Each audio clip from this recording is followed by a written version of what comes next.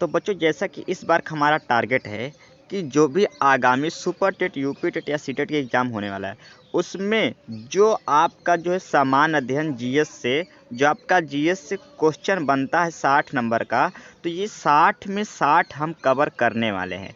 और इस कवर करने का पूरी रणनीति क्या रहेगी, इसके बारे में थोड़ा चर्चा करेंगे।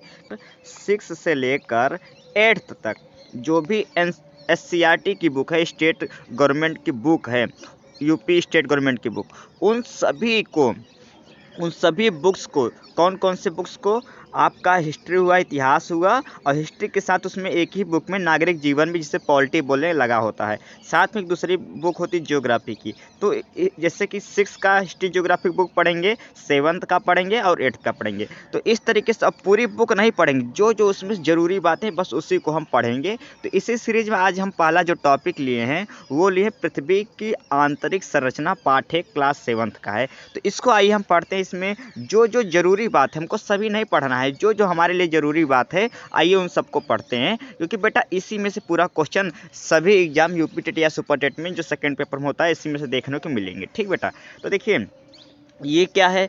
तो आइए पृथ्वी की आंतरिक, तो पृथ्वी आप जानते हैं जिस पे हम लोग रहते हैं, क्या है, पृथ्वी है। अब इसकी आंतरिक संरचना यानी पृथ्वी के अंदर क्या क्या क्या क्या चीज़ें हैं, गैस कौन से हैं, लिक्विड कौन से, एलिमेंट्स तत्व कौन से पाए जाते हैं, पृथ्वी अंदर से कैसे दिखती है, इन सभी चीज़ों के बारे में हम चर्चा करेंगे। इसी को बोलेंगे आंतरिक, मतलब अंदर की संरचना कैसी है। ठीक, तो एक जो सबसे ज़रूरी बात यहाँ पे आप ये याद रख लिए कि हम जानते हैं कि लगभग 5 अरब वर्ष पहले हमारे सौरमंडल की उत्पत्ति हुई है। यानी सौरमंडल क्या होता है यहाँ थोड़ा जान लीजिए। हमको पता है कि ये हमारा सूर्य है, इसके अगल बगल 4 ठो ऐसे गोले क्या हैं, इसके अगल बगल 4 ऐसे गोले क्या है, तो इसका चक्कर लगाते हैं। उसी एक गोले में हमारा क्या है, पृथ्वी। और इन गोलों को क्या बोला जाता है, आप बोलेंगे सर इन गोलों को ग्रह बोला जाता है। ये भी ऐसे चक्कर लगाता है, ये भी सूर्य, ये सूर्य है आपका, ये क्या है, सूर्य है, तो ये भी ऐसे, ये भी सूर्य का चक्कर लगाता है। ये 8 क्या है, ये जो गोले हैं इनको ग्रह बोला जाएगा। और इसी में एक हमारा क्या है, पृथ्वी है। क्या है, पृथ्वी है। तो ये जो पूरा सौरमंडल है, यानी ये जो पूरा ग्रहों का परिवार है, ये सूर्य को लेकर, इसको बोला जाता है सौरमंडल। तो ये पूरा सौरमंडल कब बना, अब जाहिर सी बात है सौरमंडल जब बना तभी हमारी पृथ्वी का भी निर्माण हुआ था। तो कब हुआ था, आप बोलेंगे सर 5 अरब वर्ष पहले। ये बात आपको जान लेना जरूरी है। अब जो सबसे ज़रूरी बात है यहाँ पे आप ध्यान दीजिएगा कि देखिए बेटा, अब हमें आप समझेंगे कि पृथ्वी की आंतरिक संरचना कैसी है। तो बेटा देखो यहाँ पे, जैसे आप यहाँ पे लिखा है साफ साफ कि हमारी पृथ्वी की आंतरिक संरचना की तुलना प्याज से की जा सकती है। पृथ्वी में भी प्याज की तरह कई परतें हैं जो भिन्न भिन्न मोटाई की हैं। यदि पृथ्वी को मध्य से आर पार काटे तो चित्र 1.1 में ऐसा कुछ पृथ्वी हमारा क्या होगा, पृथ्वी हमारा कुछ इस तरीके से दिखाई देगा, कुछ इस तरीके से हमारा पृथ्वी क्या होगा, दिखाई देगा। अब आप समझिए इसमें क्या कहा गया, जो हमारा पृथ्वी है, जैसे प्याज होता है, प्याज का जैसे अगर मैं बाहरी परत को निकालता हूँ, फिर एक नीचे एक परत होता है, फिर उसके उस परत को निकालता हूँ, फिर नीचे एक परत होता है, फिर उसके नीचे एक परत होता है। तो इस तरीके से पृथ्वी के भी कई परत होते हैं, पृथ्वी के भी कई परत होते हैं। अब मान लेते हैं ये पृथ्वी है, पृथ्वी मान लेते हैं एक तरह खरबूजा है। अब खरबूजा की यदि मैं बीच से ऐसे काट दूं तो उसको अगर ऐसे पलटेंगे तो कुछ इस तरीके से खरबूजे नहीं दिखेगा। तो पृथ्वी को भी यदि बीच से काट दे तो कुछ इस तरीके से दिखने वाला, यानी आप समझ लीजिए पृथ्वी कुछ इस तरीके से दिखेगी। अब यहाँ पे क्वेश्चन कैसे बनते हैं, पहले इसके बारे में चर्चा करेंगे। तो क्वेश्चन आपसे आता है कि पृथ्वी की ऊपरी परत क्या है, थोड़ा सा हम यहाँ समझेंगे, पहले हम थ्योरी समझ लेंगे, फिर हम क्वेश्चन अंतिम में करते हैं। ठीक, तो देखो बेटा, जैसे ये पृथ्वी है तो इसका जो बाहरी परत है, पृथ्वी का सबसे बाहरी परत देख रहे हैं आप, इसी बाहरी परत पे जो है जितने भी पशु पक्षी, नदी, तालाब वगैरह हैं जो हम लोग रहते हैं, इसके बाहरी परत पे ही तो रहते हैं। अब इस परत को क्या बोलते हैं, भूपर पट्टी, या इंग्लिश में बोलते हैं क्रस्ट। क्या बोलेंगे, क्रस्ट ना। ठीक, अब इसका जो ये वाला परत है, ये वाला पूरा परत है, इसको बोलते हैं हम लोग मेंटल। क्या बोलेंगे, मेंटल बोलेंगे। अब इस मेंटल को भी 2 पार्ट में, ये वाला पार्ट अलग मेंटल, ये वाला पार्ट अलग मेंटल। और उसके बाद जो ये वाला पूरा है, जो ये वाला पूरा पार्ट है इसको बोलते हैं कोर। क्या बोलेंगे? कोर। और इसके भी दो पार्ट है, कोर के भी आपके दो पार्ट है, एक ये वाला पार्ट कोर हो गया, एक ये वाला पार्ट कोर हो गया। तो इस तरीके से तीन पार्ट हो जाएंगे पृथ्वी के, तीन परतें। बोलोगे सर सबसे ऊपरी वाला का नाम है भूपरपट्टी, सबसे जो बीच वाला पार्ट है ये वाला जो पार्ट है इसको बोलेंगे हम लोग मेंटल, और जो सबसे बीच में है इसको बोलते हैं माफ़ करिए, जो सबसे बीच में इसको बोलेंगे कोर। क्या बोलेंगे? कोर बोलेंगे। इतना बात आप अभी तक याद रख लीजिए। अब ये जो सबसे बीच वाले पार्ट है, जिससे अब मैं बात करूंगा मेंटल, तो मैं बोला इसके भी दो पार्ट हैं, इसके भी दो पार्ट यहाँ देख रहे हैं, इसके भी दो, ये देख रहे हैं ना, इसके भी जो ये पूरा ये मेंटल, ये पूरा क्या है? मेंटल है। और इसके भी यहाँ पे देख रहे हैं ये दो पार्ट हैं, ये एक पार्ट ये है, एक पार्ट ये है। तो इसके भी ऊपरी वाले को बोलेंगे ऊपरी मेंटल और नीचे वाले पार्ट को बोलेंगे नीचरी मेंटल। इसी तरीके से कोर के भी दो पार्ट है, तो बोलेंगे सर ये वाला ऊपरी कोर या बाह्य कोर, ये आंतरिक कोर या अंदर का कोड। इस तरीके से हम जानेंगे। ठीक, अब थोड़ा सा हम समझ लेंगे इनकी मोटाइयाँ वगैरह कितनी है, फिर हम क्वेश्चन पे आते हैं। ठीक, तो देखिए यदि हम बात करेंगे कि जो भूपरपट्टी होते हैं यानी सबसे ऊपरी परत, इसकी जो मोटाई होती है, ये मोटाई कितनी होती है? 35 किलोमीटर। कितनी होती है? 3500 किलोमीटर। 3500 किलोमीटर ऊपरी मोटाई होती है। इसी पे सारे नदी, तालाब, पशु पक्षी, पेड़ पौधे के जड़ वगैरह, पहाड़ वगैरह सब इसी 35 किलोमीटर के बीच अंदर रहते हैं। उसके बाद 35 किलोमीटर, फिर अगर मैं बात करूँ इस पूरे कोर की लंबाई, मेंटल की लंबाई, तो आप पहले आप भूपरपट्टी की जो गहराई होती है कितनी होगी? आप बोलोगे सर 35 किलोमीटर। उसके बाद हम बात करेंगे जो ऊपरी मेंटल है, मेंटल ये यहाँ से यहाँ तक मेंटल है। अगर हम बात करेंगे पूरा मेंटल की लंबाई तो कितने पे हैं? 2900 किलोमीटर। लेकिन अगर हम बात करेंगे जो ऊपरी वाला मेंटल होता है तो इसकी गहराई कितनी है? आप बोलोगे सर इसकी गहराई कितना है? 700 किलोमीटर। ये पूरा मेंटल है, ये पूरा आपका पार्ट क्या है? मेंटल है, ये पूरा पार्ट मेंटल है, ये आपका ऊपरी मेंटल। ये देखो ये पृथ्वी इस तरीके से अगर हम देखेंगे, मान लेते हैं ये पृथ्वी को इस तरीके के जैसा काट लिए हैं, तो ये ऊपरी मेंटल कितना? 3500 700 किलोमीटर। निचली मेंटल की लंबाई 700 से 29 किलोमीटर। और जो कोर की लंबाई है बाह्य कोर की 2900 से 5100 और अंतिम का 6371। यानी पृथ्वी का यदि हम बात करेंगे, यदि मान लेते हैं ये पृथ्वी है, पृथ्वी के यहाँ से अगर सेंटर तक की लंबाई मापेंगे कितना होगा? 6371 किलोमीटर। अब यहाँ से आप क्वेश्चन आप याद रख लीजिए कैसे कैसे आपसे क्वेश्चन पूछेगा। देखिए पहले तो ये पूछेगा पृथ्वी के सबसे ऊपरी परत क्या है? आप बोलेंगे भूपरपट्टी। फिर पूछेगा पृथ्वी का सबसे मध्य का परत क्या है? बोलोगे सर मेंटल। अब पूछेगा सबसे आंतरिक परत क्या है? तो बोलोगे सर कोर। 3 क्वेश्चन यहाँ से तैयार है। फिर आपसे पूछेगा कि भूपरपट्टी की गहराई कितनी? आप बोलोगे सर 35 किलोमीटर। फिर आपसे पूछ लेगा बताइए ऊपरी मेंटल की गहराई कितना? आप बोलोगे सर 7।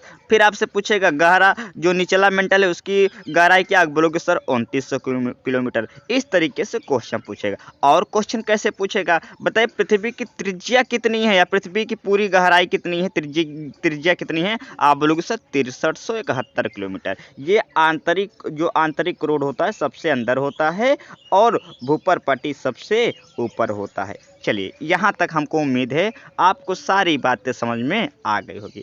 अब आइए हम बात करते हैं थोड़ा सा और डिटेल से। ठीक, चलिए अब हम बात करेंगे पृथ्वी के बारे में जो ज़रूरी बातें हैं।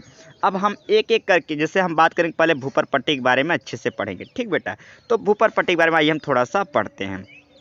तो भूपरपट्टी की जो सबसे ज़रूरी है जानने वाली बात कि आपने देखा है, क्या लिखा है कि आपने देखा है कि हमारी पृथ्वी अंदर से 3 परतों में विभाजित हो गया। आप जिसको पढ़े थे भूपरपट्टी, मेंटल और क्रोड। ठीक, अब भूपरपट्टी जो अर्थ जिसको बोलते हैं इंग्लिश में अर्थ क्रस्ट। ठीक, अब इसके बारे में थोड़ा सा आप जान लीजिए जो ज़रूरी बात है कि यह पृथ्वी के सबसे ऊपरी परत को भूपरपट्टी कहते हैं। याद रख लीजिए सबसे जो ऊपरी परत होती है इसी भूपरपट्टी इसी को बोलते हैं।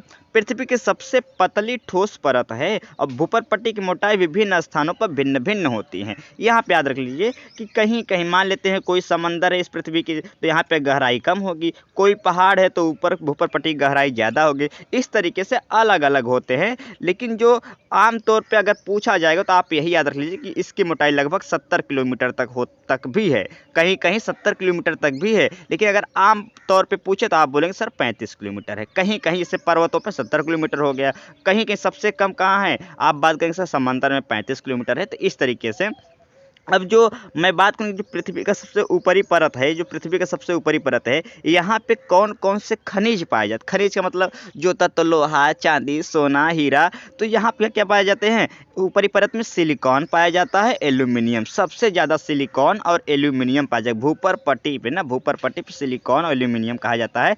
इसी कारण इसे सियाल बोलेंगे। ऊपरी परत क्या बोलते? सियाल। सियाल का मतलब क्या है? SiAl। तो Si से सिलिकॉन हो गया और Al से क्या हो जाएगा? Si से सिलिकॉन हो गया और Al से क्या हो गया? आपका हो गया एल्यूमिनियम। इसलिए इसको दोनों को मिला दिया तो सियाल कहा जाता है। इतना जरूरी बात याद रख लीजिए। अब हम बात करेंगे मेंटल की। तो मेंटल क्या होगा बेटा, आप समझ लीजिए कि भूपर पट्टी के नीचे एक बहुत अधिक मोटी परत पाई जाती है। ऊपरी परत के नीचे सबसे अधिक मोटी परत पाई जाती है, जिसे मेंटल कहते हैं। और मेंटल 2900 किलोमीटर तक की गहराई तक पाया जाता है। आप ये याद रख लीजिए, 2900 मीटर तक गहराई तक पाया जाता है। मेंटल में चट्टानें पिघली अवस्था में पाई जाती हैं। आप याद रख लीजिए, जो ऊपर परत था, भूपर पट्टी था, इसमें चट्टानें पत्थरों के रूप में पाई जाती हैं। लेकिन मेंटल में चट्टानें कैसे पाई जाएंगे? लिक्विड के फॉर्म में, यानी जैसे पानी होता है इस तरीके से पूरा टेम्परेचर, तापमान इतना ज़्यादा होता है तब पूरा चट्टानें भी गल गई होती हैं। ठीक बेटा, तो यहाँ पे जो चट्टानें पाई जाती हैं पिघली अवस्था में पाई जाएंगी। कैसी पाई जाएंगी? आप बोलेंगे सर पिघली अवस्था में पाई जाती हैं। और इसके खोजकर्ता को जो नाम है, उनका नाम है मोहोरोविक। ठीक, और इसी के आधार पे मोहो स्थान या मोहन डिसकंटिन्यूटी भी इस परत को बोला जाता है। और मेंटल का ऊपरी भाग दुर्बलता मंडल भी कहा जाता है। इसके अलग अलग नाम हैं। कुछ लोग मेंटल को दुर्बलता मंडल भी बोलते हैं, कुछ लोग मोहो डिसकंटिन्यूटी भी बोलते हैं। ठीक, इसका विस्तार लगभग 400 किलोमीटर तक की गहराई तक ज्वालामुखी विस्फोट के समय जो लावा धरातल पर आता है, इसका स्रोत दुर्बलता मंडल ही है। मेंटल के ऊपरी 700 किलोमीटर तक का भाग ऊपरी मेंटल तथा शेष भाग निचली मेंटल, जो मैंने पहले आपको बताया था। इसमें जो याद रखने वाली सबसे जरूरी बात है कि जैसे पिछले में भूपर पट्टी में सिलिकॉन एल्यूमिनियम पाया जाएगा, इसमें सिलिकॉन और मैग्नीशियम पाया जाएगा। और इसी कारण इसका इन दोनों को SiMg को मिला दिया तो सीमा बन गया। इसी कारण जो आपका मेंटल है, इसको हम सीमा के नाम से भी जानते हैं। ठीक, चलिए अब हम बात करें सबसे जो अंदर का परत है, जिसको हम बोलेंगे क्रोड। क्या बोलते हैं? क्रोड। तो क्रोड बेटा क्या है? तो पृथ्वी का सबसे भीतरी भाग क्रोड कहलाता है, मैं बताया था।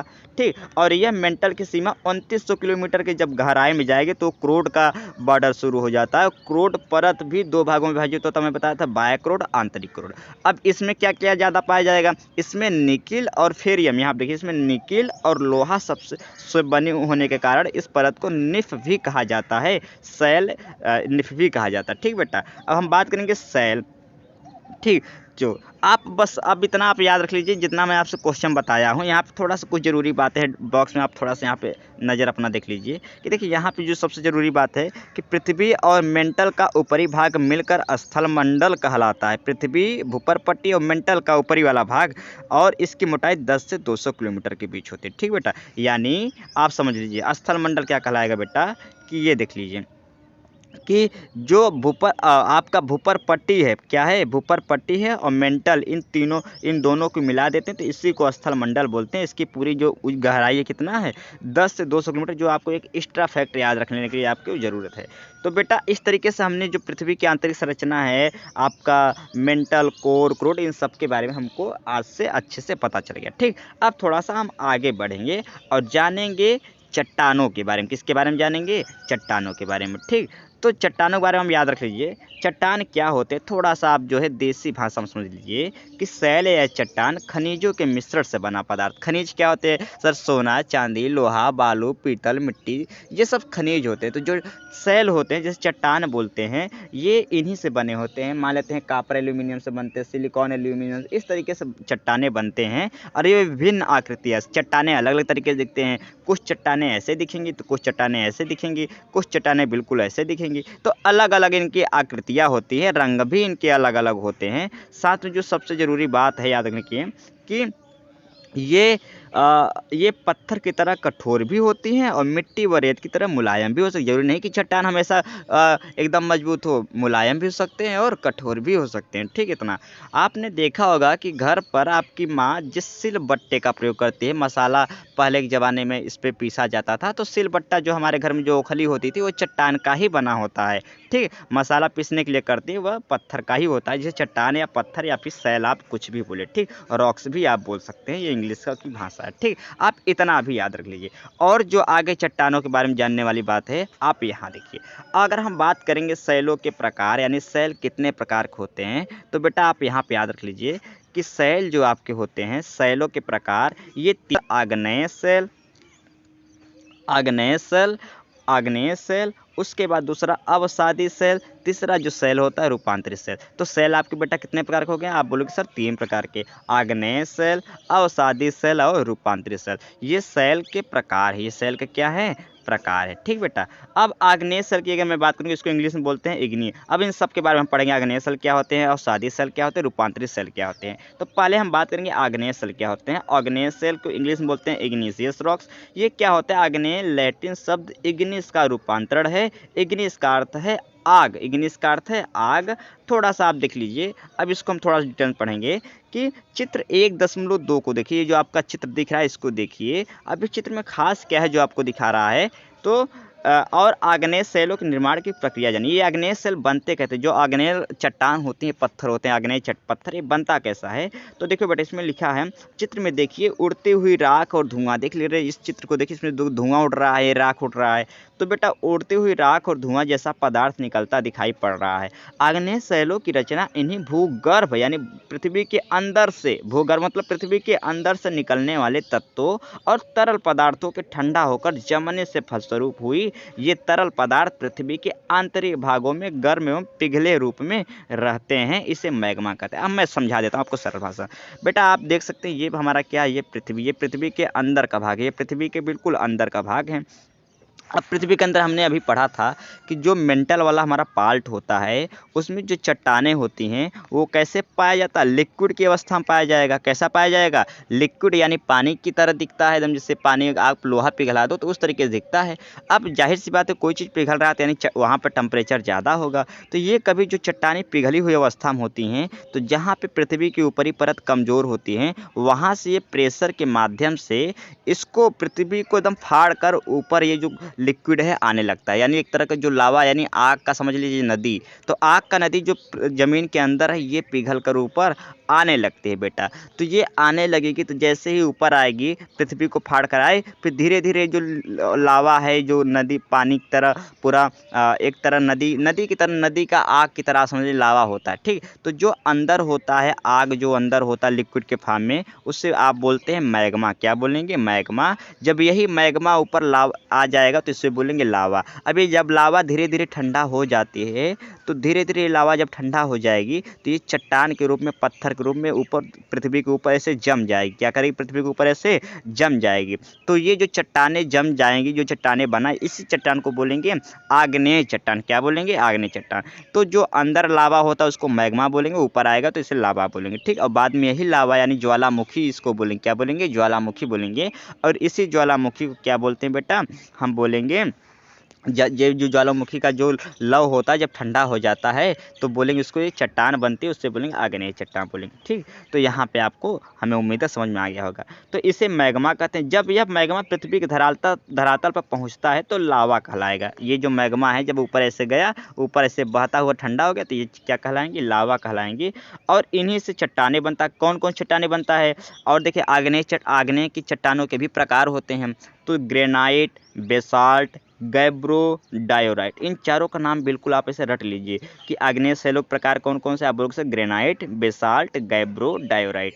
आग्नेय शैल के प्रमुख उदाहरण कौन है? पृथ्वी की भूपर पट्टी की 2/3 भाग आग्नेय शैलों से बना है। आग्नेय चट्टानों को प्राथमिक चट्टानें भी कहते हैं, क्योंकि इन्हीं चट्टानों से अन्य चट्टानों का भी निर्माण होता है। आप एक चीज़ याद रख लीजिए कि सबसे पहले आग्नेय चट्टान बना था पृथ्वी जब बन रहा था। और आप जानकर आश्चर्य होंगे कि यदि पूरी पृथ्वी का जो चट्टानें हैं उसमें से 2/3 यानी लगभग, अगर हम बात करेंगे तो लगभग आप समझ लीजिए कि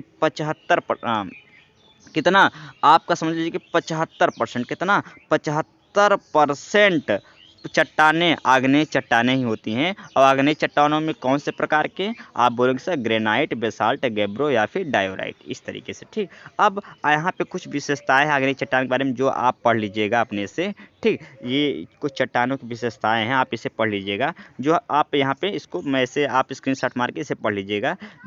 ठीक, चलिए हम थोड़ा सा और आगे बढ़ते हैं। आप इसमें यही है कि ये सेल कैसी होती हैं, इनका अपर्दन कम होता है, यानी बहुत कठोर होती हैं। तो अपर्दन मतलब कटता कम है। ये रवेदार और दानेदार होती हैं, इस परत में नहीं पाई जाती हैं। ये इसमें जीवाश्म नहीं पाए जाते, ये ज्वालामुखी से बनते हैं। साथ में कौन कौन से और चीज़ें पाई जाएंगी, सोना, चांदी, लोहा इसमें ही पाई जाती हैं। ठीक, चलिए हम थोड़ा सा बात करेंगे दूसरा जो होता है परतदार या अवसादी सेल। ठीक बेटा, तो ये क्या होता है इसमें जान लीजिए कि आपने बरसात में बहते पानी को देखा। आइए मैं थोड़ा सा समझा देता हूँ शॉर्ट में, वीडियो लंबा पड़ जाएगा। मैं इस चीज़ को पूरा समझा देता हूँ, आप इसे पढ़ सकते हैं, आप स्क्रीनशॉट मार के इसे पढ़ भी सकते हैं, या आप बुक्स क्लास जो 7th के होते हैं प्राइमरी स्कूल में चलते हैं, आप वहाँ से भी चीज़ें पढ़ सकते हैं। ठीक, चलिए थोड़ा समझानेंगे अवसादी चट्टान कैसे बनते हैं। तो देखो बेटा, आप समझ लीजिए कि जैसे होता क्या, हमारे यहाँ जब बरसात होता है तो बरसात के समय क्या होता है, हमारे घर के सामने से कचड़ा जम जाता है। तो ये कचड़ा धीरे धीरे ये ठोस बन जाएगा, एक तरह का बोलते हैं ना कि हमारा जो घर है थोड़ा सा ऊंचा हो गया या सड़क थोड़ी सी ऊंची हो गई।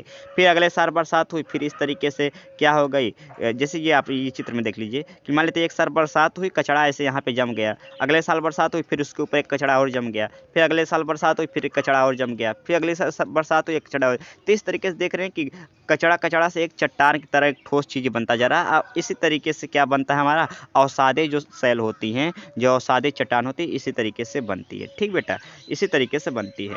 यानी ये इसको हम बोलते हैं परतदार सेल भी बोलते हैं, क्योंकि बेटा ये परत परत बनती है, इसलिए इसको परतदार सेल भी बोलते हैं। और लोयस चट्टान का जमाए वायु निर्मित परतदार चट्टान का सबसे प्रमुख उदाहरण है। ठीक बेटा, जैसे उसका उदाहरण क्या था, गैब्रो वगैरह था, ग्रेनाइट वगैरह था, तो इसका लोयस। और कौन कौन से उदाहरण है इसके परतदार चट्टान या अवसादी चट्टान, तो बलुआ का पत्थर भी अवसादी चट्टान होता है, चूने का पत्थर भी अवसादी चट्टान होता है, कोयला, खड़िया मिट्टी, ये भी क्या होती है, परतदार चट्टान या अवसादी चट्टान कहलाता है। ठीक, चलिए तो आपने यहाँ पे एक चीज़ देखो, थोड़ा सा यहाँ पे लिखा होगी, बाढ़ या बरसात का पानी हटने के बाद आप गाँव या कस्बा, नगर की नदी या तालाब किनारे को अपने अध्यापक अभिभावक के साथ जाकर देखिए। आप देख सकते हैं अपने गाँव में किस तरीके से चीज़ें जो बरसात के बाद जब परत दर परत ऐसे जमती है तो वहाँ से चट्टानें बनने लगती है। देखिए चट्टानें दिखती कैसे, आप थोड़ा देख लीजिए, यहाँ पे इस चट्टान देखिए, थोड़ा सा देखिए परत परत चट्टानें है नहीं, ऐसे परत परत। आप कभी कभी जब इस पर हथौड़ा चलाते हैं तो ये ऊपर की परत हट जाता है, निचली परत, निचला परत बचता रहता है। देखिए ये भी ऐसे परत परत परत परत परत दिख रहा है, इसमें भी ऐसे परत परत दिखेगा। तो आप देख सकते ये बलुआ पत्थर है, ये आपका क्या है, ये आपका चाक या खड़िया मिट्टी है, इस तरीके से आप पहचान लेंगे। ठीक बेटा, चलिए अब थोड़ा सा परतदार सेल की भी विशेषता आप यहाँ पे पढ़ सकते हैं कि पहला चीज़ तो यही लिखा है कि इसमें जीवाश्म पाए जाते हैं। ये सेल रवेदार नहीं होते, बालू जैसा नहीं होती, चट्टानें परत दर परत होती हैं। साथ में चीका मिट्टी पंख, परंतु कुछ चट्टानें कड़ी होती हैं, कुछ कुछ चट्टानें कड़ी, कुछ कुछ चट्टानें नरम होती है, जैसे कि बलुआ हो गया या आपका मुलायम होता है। परतदार चट्टानों में खनिज, तेल, कोयला ये सब चीज़ें पाई जाती है। उसमें क्या पाया जाता है, सोना चांदी, इसमें खनिज, तेल और कोयला इस तरीके से चीज़ें पाई जाती हैं, जो आपको याद रख लेना ज़रूरी है। ठीक बेटा, अब थोड़ा सा आइए हम और बढ़ते हैं अगले थोड़ा सा स्लाइड पे। तो बेटा देखिए ये जैसे है, अब यहाँ पे थोड़ा सा आप जान लीजिए, जो तीसरा प्रकार होता है उसका नाम क्या है, रूपांतरित सेल। क्या नाम है बेटा, रूपांतरित सेल। तो रूपांतरित सेल आप थोड़ा सा देख लीजिए, रूपांतरित सेल को बोलते हैं हम लोग मेटामॉर्फिक रॉक्स। क्या बोलेंगे बेटा, मेटामॉर्फिक रॉक्स, मेटामॉर्फिक रॉक्स। आप इसको थोड़ा सा पढ़ने की कोशिश करेंगे तो रूपांतरित सेल कैसा होता है, जैसा कि शब्द रूपांतरण से पता चला। रूपांतरण मतलब जब एक चीज़ कोई दूसरे रूप में बदलती है तो उसको बोलते हैं रूपांतरण। से पता चलता है कि ये चट्टानें अन्य चट्टानों के रूप परिवर्तन के फलस्वरूप निर्मित होती है। परतदार सेल तथा आग्नेय सेल में दाब और ताप द्वारा परिवर्तन के फलस्वरूप रूपांतरित सेल का निर्माण होता है। इसको आप समझिए सरल भाषा में। तो बेटा अभी हमने पढ़ा कि तीन तरीके से चट्टान सेल होती हैं। एक हमने जो पहला से पढ़ा था उसको हमने पढ़ा था आग्नेय सेल, फिर अवसादी सेल, तीसरा हमने पढ़ा था रूपांतरित सेल। तो बेटा जो आग्नेय सेल और अवसादी सेल चट्टानें होती हैं, जब ये कई साल तक पृथ्वी के अंदर पड़े रहते हैं और टेम्परेचर इनका बढ़ता है, इनकी टेम्परेचर बढ़ता है या फिर अन्य क्रियाएं करते हैं तो धीरे धीरे ये अपना रूप बदलने लगती हैं और एक अलग तरीके की चट्टान बन जाती है। ये जो अलग तरह की चट्टान बनता है इसी को हम बोलते हैं रूपांतरित सेल। तो कहीं न कहीं इनका रूप बदला, दूसरे रूप में आया, तो इसलिए इसका रूपांतरित सेल बोलेंगे। क्या बोलेंगे? रूपांतरित सेल बोलते हैं। जैसे आप समझ लीजिए कि जैसे अगर हम बात करेंगे, जैसे आप ये ताजमहल देखे होंगे, आप यह देखिए ताजमहल देखे होंगे। अब इस ताजमहल में कुछ अजीब तरह की चट्टानें होती हैं। आप बोले जैसे संगमरमर प्रयोग होता है, तो संगमरमर कौन सी चट्टानें होती हैं? आग्नेय, अवसादी या रूपांतरित? तो बेटा जो संगमरमर है, ये आपके जो संगमरमर आपका होता है, ये जो चूना पत्थर होता है, चूना पत्थर किसका प्रकार था? आप बोलेंगे सर चूना पत्थर जो था हमारा वो अवसादी चट्टान का प्रकार था। जब अवसादी चट्टानें कई करोड़ों साल तक ज़मीन में पड़ी रहती हैं, उनका टेम्परेचर बढ़ता है, अन्य क्रियाएँ होती है, तो संगमरमर ऊपर चट्टानें क्या बन जाएंगी? संगमरमर बन जाएंगी। तो संगमरमर कौन सी चट्टान हो जाएगा? आप बोलोगे सर ये रूपांतरित चट्टानें हैं। अब आप थोड़ा रूपांतरित चट्टानों के बारे में यहाँ पे बॉक्स में आप थोड़ा सा पढ़ लीजिए। तो बेटा जैसे कि ये आपका ग्रेनाइट कौन चट्टान था? ग्रेनाइट आप बोलेंगे सर ये अपना आग्नेय चट्टान था, आग्नेय चट्टान था। तो आग्नेय चट्टान किस में बदलेगा? नीस में बदलेगा। किस में बदलेगा? नीस। तो जब बदला तो इससे बोलेंगे नीस क्या है? रूपांतरित चट्टान है। बालू का पत्थर आपका कौन चट्टान है? आप बोलेंगे सर ये अवसादी चट्टान है। तो ये जब बदलेगा तो ये क्वार्टजाइट में बदल जाएगा। तो ये भी आपका क्या हो जाएगा? ये इसका भी रूप बदला, ये भी। तो क्वार्टजाइट आपका रूपांतरित सेल हो गया और बालू का पत्थर आपका क्या हो गया? अवसादी सेल हो गया। इस तरीके से चूना पत्थर भी आपका अवसादी सेल हो गया। तो ये भी जब बदलेगा तो किस में बदलेगा? आप बोलोगे सर संगमरमर में बदलेगा। तो ये संगमरमर आपका रूपांतरित सेल हो गया, ये आपका अवसादी सेल हो गया। कोयला इस तरीके से किस में बदलेगा? ग्रेफाइट, हीरा में। आपका जो सेल होगा ये भी किस में बदलेगा? आप बोलेंगे सर स्लेट में बदलेगा। तो इस तरीके से ये जो सेल हैं, यहाँ पे जो चट्टानें हैं ये मूल चट्टानें हैं। जैसे ये सब चट्टानें क्या? आग्नेय अवसादी चट्टानें हैं, जबकि ये सब बदला रूप इन सब का आग्नेय अवसादी से मिलकर से क्रिया करके सब काफ़ी समय बाद ये सब बना, तो इन सबको बोलेंगे हम रूपांतरित चट्टान बोलेंगे। क्या बोलेंगे बेटा? रूपांतरित चट्टान। अब थोड़ा सा आप यहाँ पे हल्का सा ये आपके लिए होमवर्क है। संगमरमर है, आप जो है ज़रूर इसको करिएगा थोड़ा सा, ठीक। तो ये जो बलुआ पत्थर है ये कौन सा चट्टान है? आप ये आपका होमवर्क है, ये कौन चट्टान है आप याद रख लीजिए। थोड़ा सा पता करिए, मैंने बताया चाक स्लेट या ग्रेफाइट। अब देखिए चाक स्लेट या फिर ग्रेफाइट क्या होते हैं? ये अवसादी या आग्नेय चट्टानों से मिलकर बनते थे। ये कैसा है? रूपांतरित चट्टान। तो यहाँ आप लिखेंगे रूपांतरित चट्टान। कोयला आपका किस तरीके से चट्टान है? ठीक, अभी हमने पढ़ा था पिछले में, कोयला किस तरीके से चट्टान है, हीरा किस तरीके से चट्टान है, चीका किस तरीके, लोयस मिट्टी किस तरीके से चट्टान है। तो इन सभी चीज़ों को जो है आप जो है ये होमवर्क समझिए और ये करके आइएगा, ठीक। तो जैसा कि हमारा वादा था, आपका आज पहला चैप्टर ख़त्म हो गया। हमें उम्मीद है आपको ये सीरीज़ अच्छा समझ में आएगा। आज हमने बहुत सारे, कम से कम हमने आज के दिन में तीन नंबर के क्वेश्चन हमने सॉल्व कर लिए। 3 नंबर के कौन कौन से? पहला तो चट्टानों से एक क्वेश्चन आपका बिल्कुल बनता है, साथ में एक क्वेश्चन बनता है आपका पृथ्वी की आंतरिक संरचना से। तो 2 नंबर तो कम से कम हमने एक ही दिन में तैयार कर लिया। इस तरीके से मुश्किल से हम 1 महीने में, कब? 1 महीने में, बिल्कुल भी सरल भाषा में 1 महीने में पूरा हम जो है जो 60 नंबर का जीके आएगा सेकंड पेपर सामाजिक अध्ययन का, वो बिल्कुल हम तैयार कर लिए। बेटा सबके लिए ज़रूरी है, जो बेटा ईवीएस की तैयारी करें फर्स्ट पेपर के लिए, उनके लिए भी बहुत ही इम्पोर्टेंट है। ये आप याद रख लीजिए, ठीक बेटा। अब आपसे एक रिक्वेस्ट है कि इसका मैं प्लेलिस्ट बना दे रहा हूँ, आप वहाँ प्लेलिस्ट में जाके इसके पूरे वीडियो को आप देख लीजिए। वहाँ से आपका सभी चीज़ें क्या हो जाएगी, वहाँ पे सारी वीडियो हमारा क्लास वाइज पढ़ता रहेगा। तो आज के दिन हम जियोग्राफी में पढ़े हैं, फिर हम क्या करेंगे, हम 2 क्लास पर डे लेंगे। सुबह वाली क्लास में हम जियोग्राफी ख़त्म करेंगे एक चैप्टर, फिर शाम वाले में हम हिस्ट्री ख़त्म करेंगे। इस तरीके से हम केवल 20 दिन में, जो 20 दिन मैक्सिमम 20 दिन में हम पूरी जो है क्या करेंगे, क्लास 7th की जियोग्राफी और हिस्ट्री जो तीनों सब्जेक्ट होती है ये हम ख़त्म कर देंगे। फिर अगले 20 दिन में हम लोग क्या ख़त्म कर देंगे, फिर क्लास 8th का ख़त्म करेंगे, फिर अगले 20 दिन में क्लास 6 का ख़त्म कर देंगे। इस तरीके से हम बेटा देखेंगे कि मुश्किल से 60 दिन में हम पूरी बुक 6 to 8 तक जो आपको ये इसी में से टीजीटी पीजीटी के लिए आएगा बेटा, ठीक। तो पूरी हम देख रहे हैं कवर कर लेंगे, ठीक बेटा। आपके लिए सुपर टेट के लिए और यूपी टेट दोनों के लिए आपके लिए ये फ़ायदेमंद वाली बात हो जाएगी। बिल्कुल हम जो इसमें सरल भाषा में समझेंगे। साथ ही एक बात आपसे यही कहना था, यदि आप चाहते हैं इस बुक, यदि आप